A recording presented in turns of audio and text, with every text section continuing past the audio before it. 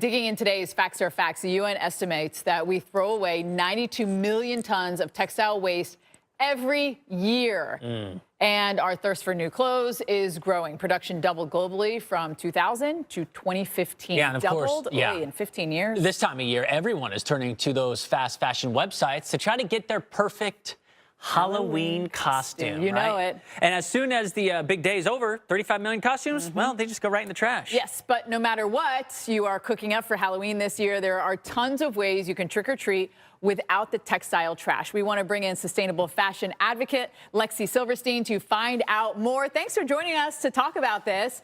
Okay, Halloween.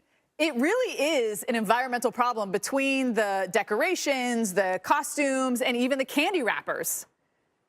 No, completely. This is something we also don't necessarily talk about all the time. I think we're talking a lot more about these fast fashion brands and about how fast fashion's really taking over our fashion industry and also our planet, and not in a great way.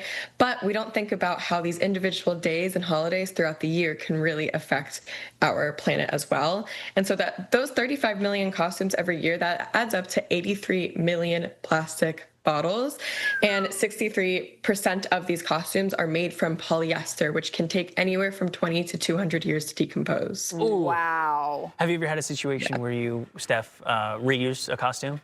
Because you don't want to be that like, oh, I just used this 3 I years used to ago. make some also on that's my own, good. which I could do as a kid. Because I know that can, you know, it's like, well, I was already this, I don't want to be it again. And we know that you guys are actually hosting a local costume drive leading up to Halloween. So kind of give us an idea how that works.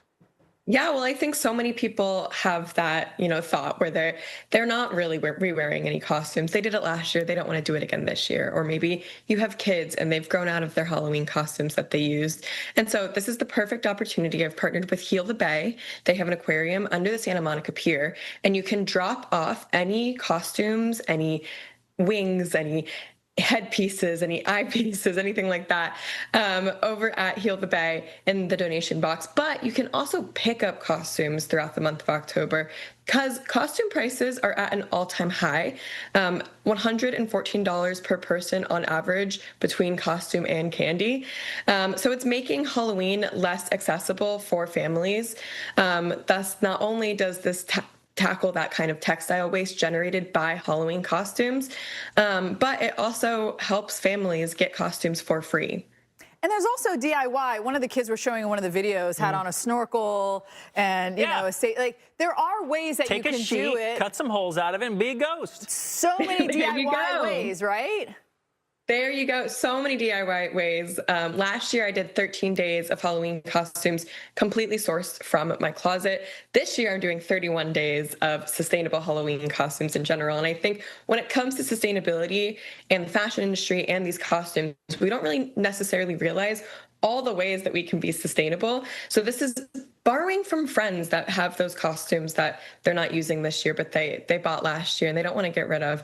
Going to a local thrift store. These thrift stores get such a excess amount of donations during these holidays, especially during the end of the year.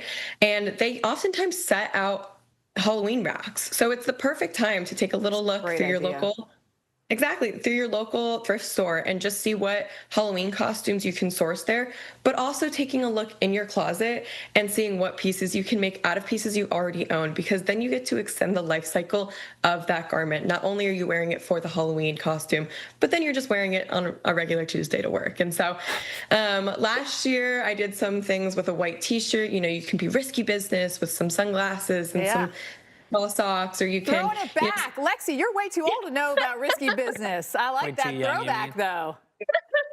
No, it's a great costume. It's classic. I think wearing some sort of plaid skirt and a tie, you can be maybe like Serena and Blair from Gossip Girl. There you go. Or I had a blue and white dress, and I literally made Dorothy from The Wizard of Oz. I made Alice in Wonderland. I made Snow White. Like, so much variety.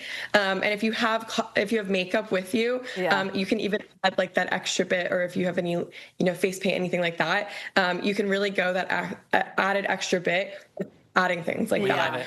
Great ideas, Lexy. We so appreciate you coming on the show. Thank you so much. Thank you so much.